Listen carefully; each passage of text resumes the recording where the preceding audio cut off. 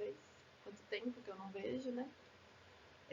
Gente, os dois conteúdos que a gente já conversou nas nossas aulas foi uma introdução, né, à questão da profissão do arquiteto e urbanista, e depois nós falamos sobre as entidades que representam os arquitetos e urbanistas. E hoje a gente vai começar a falar da ética profissional. Então, primeiro a gente vai entender um pouquinho do que é a ética, né, e depois a gente vai falar sobre a ética profissional. Então, a ética, né, ela é a ciência da moral. Então, são condutas, né, a moral são condutas, posicionamentos, que são adotadas por uma determinada sociedade em um momento histórico, né, e que são considerados adequados para aquele convívio social. Então, é importante que a gente analise ali a questão da sociedade e do momento histórico. Tá? Então, a moral ela vai mudando conforme o tempo vai passando, ela muda também de acordo com o tipo de cultura das pessoas, tá?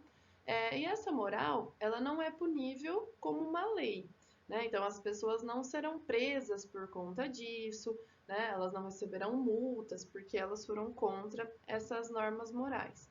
Né? O que pode acontecer é uma rejeição social, né? Aquilo que fica lá na nossa consciência de que a gente fez errado.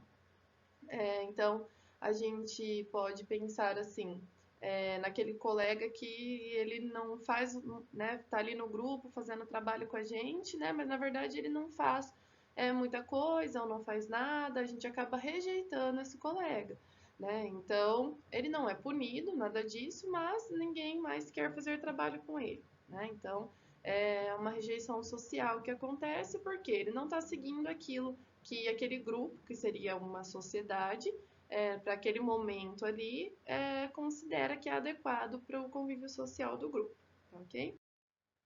Então, nós temos as normas morais e nós temos as normas jurídicas. Tá? As normas morais e as normas jurídicas, elas vão se complementar. Então, elas vão orientar o nosso comportamento humano, também sempre pensando num momento histórico, né, onde se acredita que aquilo é certo ou errado. Né? Então, se a gente pegar a questão da mulher, por exemplo, alguns anos atrás, né, ela não tinha vários direitos, né? Porque se acreditava que daquela forma, né, era o correto para aquela sociedade. As coisas foram mudando, esses comportamentos foram mudando, e tanto as normas morais quanto as normas jurídicas mudaram também em relação a isso. Tá? Então, a gente tem uma complementação de uma com a outra.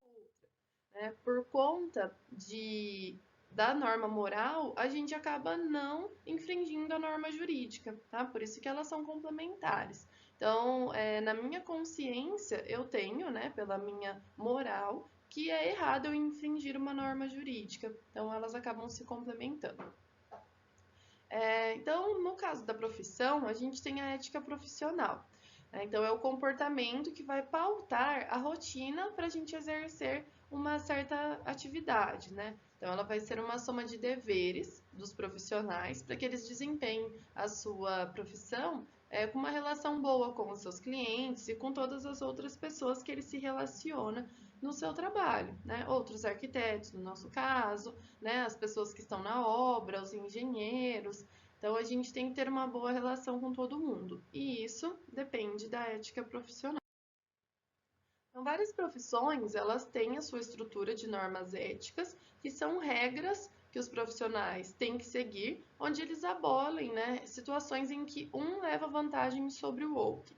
Então, quando a gente vai contra alguma dessas normas que são dessa estrutura de normas éticas da profissão, a gente responde isso para o nosso conselho. Então, no caso, né, a gente tem o Conselho de Arquitetura e Urbanismo. Se a gente faz algo que vai contra as normas éticas da arquitetura, nós respondemos dentro do nosso conselho. Então, acontece um processo dentro do conselho, o que é diferente se uma pessoa que não é arquiteto exerce a profissão do arquiteto, porque daí essa pessoa ela vai responder isso na justiça comum. Então, o CAL ele tem esse código de ética e disciplina, vocês encontram disponível lá no site do CAL.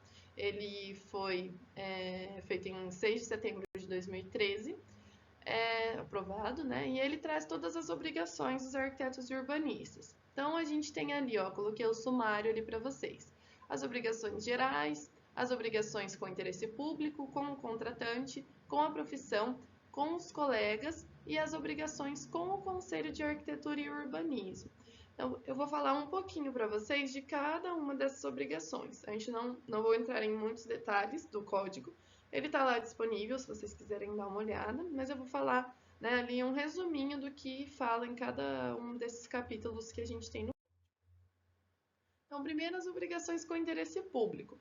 Então, o arquiteto urbanista ele tem que defender esse interesse público, respeitar o teor das leis que regem o exercício profissional, né? Porque a gente tem que pensar que mesmo que a gente esteja fazendo uma casinha, né, ou a gente esteja projetando uma cidade, de qualquer forma nós estamos influenciando na qualidade das nossas cidades.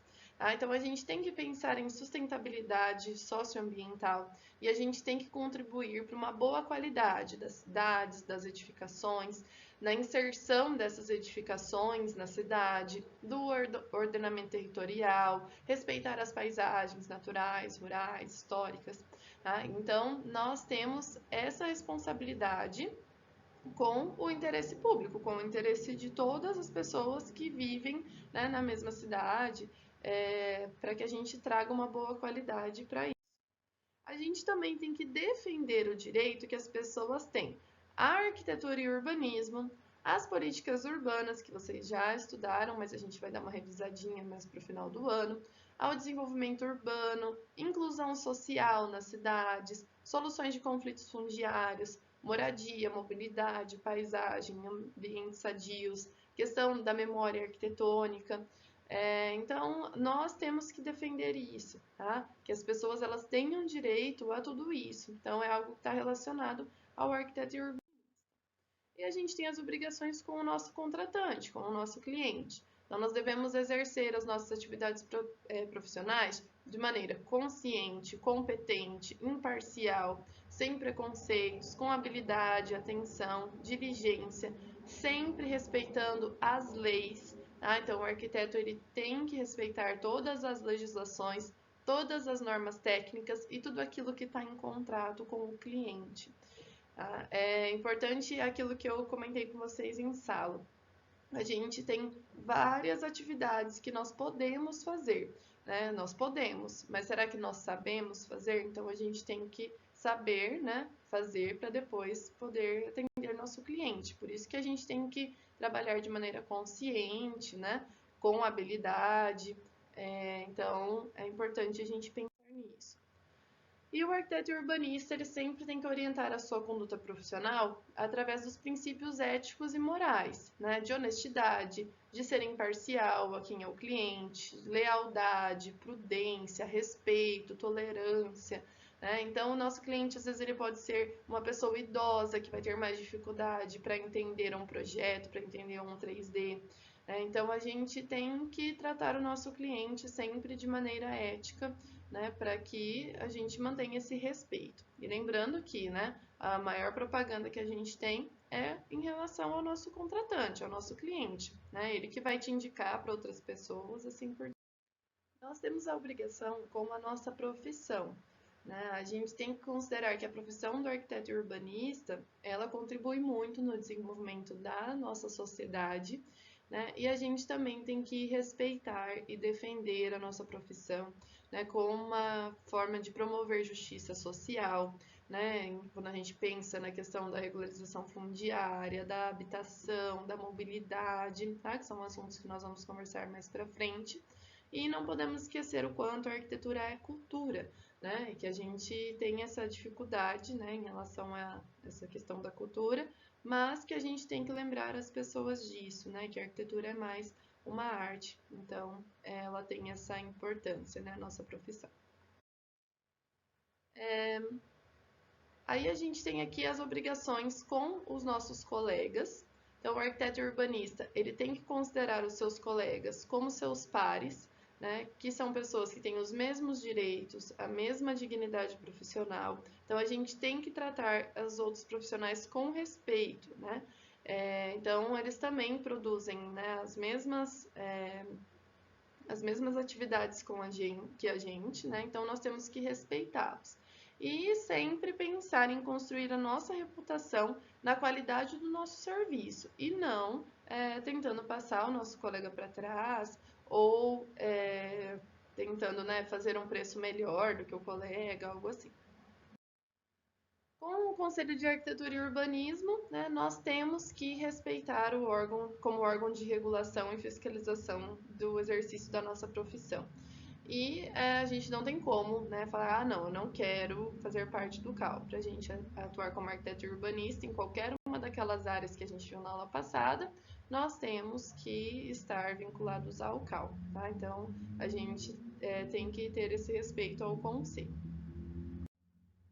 E o que vocês vão fazer de atividade para mim? Então, vai contar com a presença de vocês lá no fórum. Vocês vão buscar no site do CAL o Código de Ética e Disciplina e vocês vão fazer a leitura dos itens 3.2.16 e 3.2.17. São dois itens um pouco polêmicos e vocês vão escolher um dos dois temas para escrever um parágrafo sobre ele, tá? De escolher um dos temas, ou o 3.2.16 ou o 3.2.17.